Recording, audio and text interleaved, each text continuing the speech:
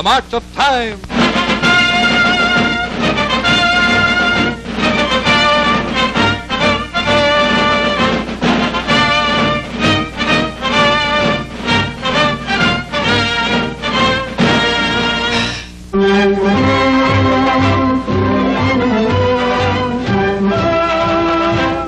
Today, throughout America, are monuments unlike any ever erected in history. They are dedicated not to a ruler or creed, but to the service of the whole American people. They were built by American industry and symbolize the union between business and science, on which is founded the productive power of modern American industrial civilization. But today, U.S. business is again turning to science for help in a new kind of research, the study of the people.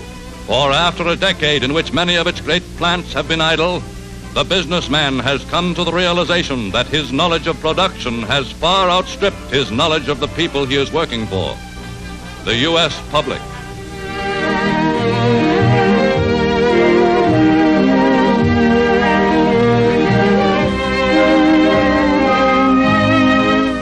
Since civilization's beginning, the great monuments of the ages have been built on the knowledge of the men of science.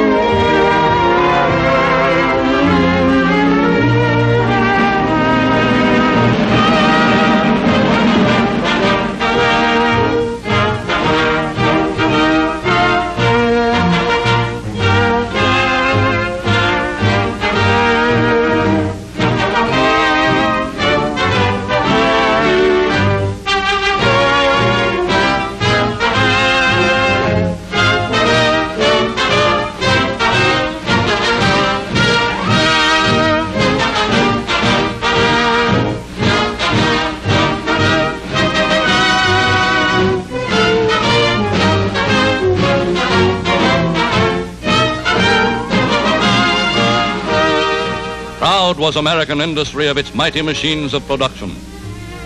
But to far-seeing manufacturers came early realization that U.S. industrial progress could not be maintained without ever advancing scientific research.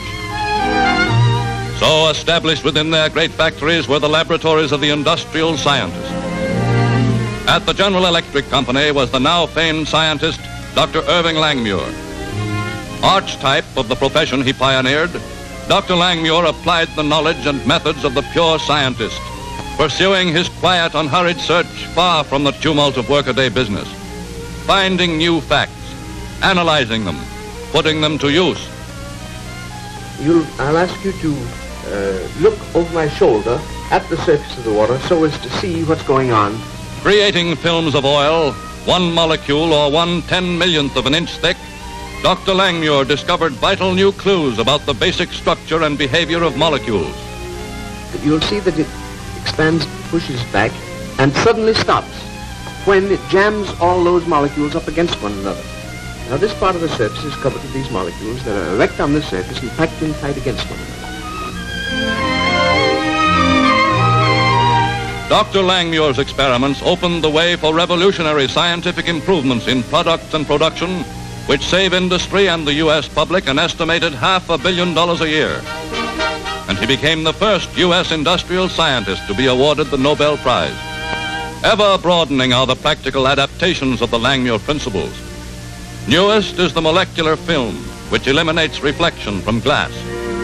And today, in quiet laboratories throughout the nation, other men are at work. Men who are ever pushing forward U.S. industrial frontiers through science. Behind the inferno of mill and smelter, the scientist of metals is continuously blending metallic elements in hundreds of experimental combinations in the everlasting work of improving the basic raw materials of industry. Alloys of chromium and nickel to shave hard steel like butter. To 10 long years of research, still more research to perfect further the process by which fragile tungsten is fused, drawn and spun into tiny filaments for today's electric light. And further research on powdered metal, molded under tons of pressure, is showing the way to even better methods of machining and alloying. X-ray of the metallurgist, involving an invaluable new adaptation of the Polaroid lens, shows internal strain of metals, gives direct clues to their improvement. Two new metals have a grim significance in today's world. Coming out of the laboratory is an airplane alloy containing beryllium, lighter than aluminum, strong as steel. And just going into production is the most important new alloy of the year, a steel containing silver, which will make battleship armor plate of standard thickness 3 times as strong as the best in today's warships. Popular symbol of 20th century development in chemistry is the plastic. Most versatile of materials, it is transforming the manufacturing processes and the appearance of the millions of humble, common articles every American uses. The number of new plastics is already being exceeded by the new uses being found for them. The spectacular new plastic lucite has properties that are a challenge to the applied scientist. Unlike any substance ever before discovered, clear lucite has the property of transmitting light in one direction while holding the light within itself.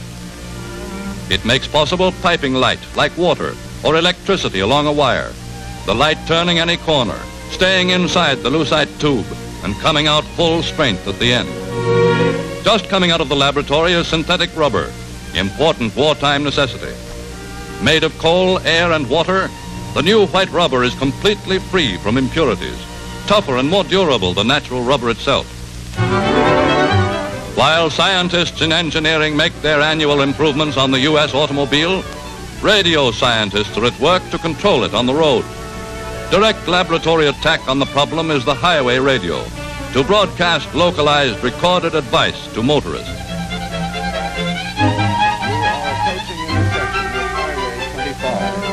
Bad traffic jam ahead. Take Highway 25 to left. Get further instructions from next highway radio. You are approaching intersection with Highway 25. In the laboratory are other radio control devices designed to make accidents physically impossible.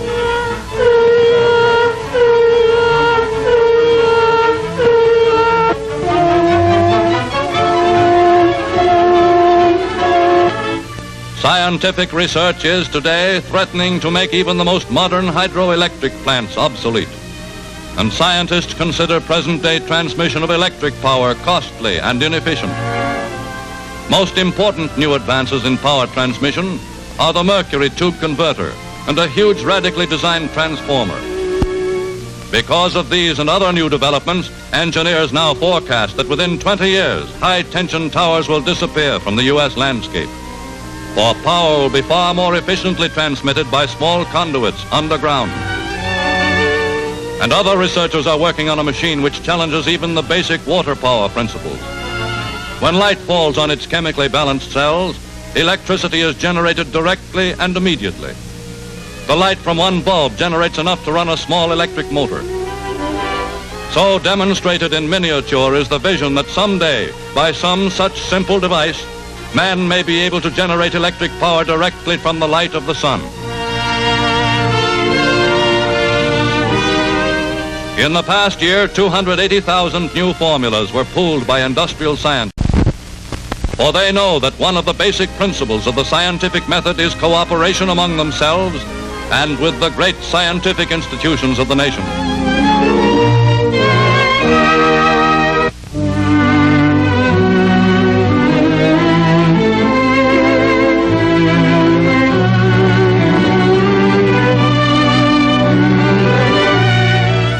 At Harvard Business School, the case for science and the business of distribution is squarely presented by Dean Wallace B. Dunham. Businessmen shouldn't forget that modern industry is the product of the combined work of business and scientists. Scientists in university and industrial research laboratories have made modern American industry possible with its high wages, low prices, and until recently almost continuous employment. When we leave the material aspects of production, however, the situation is less satisfactory. We do business with and through human beings. We sell to consumers. We don't have an adequate understanding of their wants and their desires and their needs. We need fact-gathering research through the universities and through business organizations, which will study these very important problems. We need the same kind of effective research that we've had from our physical science research laboratories. We need it in laboratories that study the problems of human beings, emotional human beings.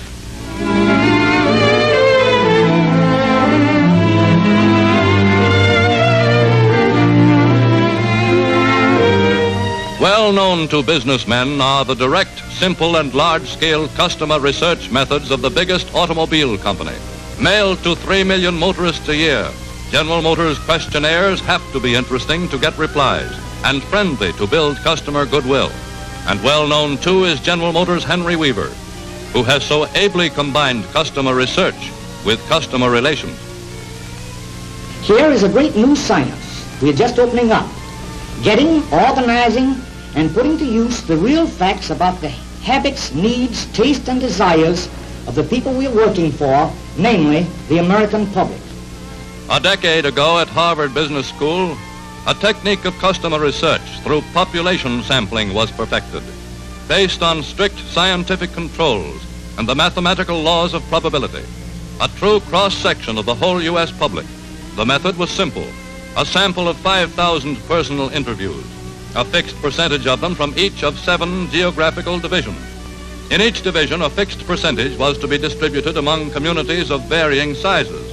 And in each community, the interviews to be apportioned among men and women of 4 income levels: poor, average, better than average, prosperous. Manufacturers tried out the new true cross-section method and found it uncannily accurate in predicting public preference for cereals, soaps, and cigarettes. Realizing the possibilities of an accurate scientific analysis of the state of the public mind, journalists adopted the new technique. Dr. George Gallup began weekly political surveys. Fortune magazine commissioned analyst Elmo Roper to make broader monthly studies of U.S. opinion. Dramatic proof of the accuracy of the new method came in 1936. Are you sure enough of your system to try it out on the election? I certainly am. Challenged by Fortune to prove the accuracy of his system in the presidential election, Roper gives his field staff final instructions. Ask the questions just as they're written, being very careful that you don't, by word or gesture or inflection, influence an answer either way. Now, if we'll follow these few simple rules, we'll hit it on the nose. Out to the 7 geographical divisions goes Roper's staff to seek personal interviews with 5,000 men and women, mathematically chosen from every walk of American life, to make up an accurate microcosm of the entire U.S. population. With the presidential election of 1936 still 2 months away, into Roper's office begin pouring the results of the sample survey method's first big public test. When the returns of the full 5,000 interviews had been tabulated and totaled, they indicated a landslide for Roosevelt. Meanwhile, Dr. Gallup had been making a similar test with the same method, and his return showed a similar result. A month later, the accuracy of the new survey was proven, as Franklin Roosevelt was re-elected. His total popular vote within an amazingly small percentage of both of the survey's predictions. Today, the True Cross-Section Survey has become a trusted political barometer, indicating to Congress the public's opinions on neutrality, telling the White House the electorate's stand on a third term. And today, for businessmen whose responsibilities lie in the consumer field, fact-finding techniques have been developed, tested, and made available. For men who have pioneered in these scientific methods have documented their individual experiences for the use of business generally. A new and significant contribution is publication by the Advertising Research Foundation of a revealing analysis of copy testing techniques. The result of 4 years of work by outstanding U.S. research men, its cooperative sponsorship by advertisers and advertising agencies through the Research Foundation, makes it outstanding in method and value.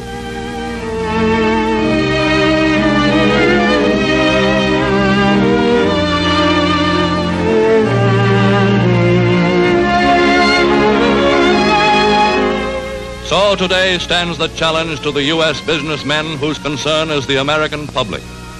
The study of human beings, their habits and desires, their reaction of thought and emotion, will tax the patience, the pocketbooks, and the brains of those who would open this new frontier of American business. In a scientific study, cooperative effort by all who would benefit has proved the surest and quickest way to success. And success in a science-guided study of the public promises the same rewards that have come with scientific research in the field of physical production. Better business, a better way of living for the American people. Time marches on.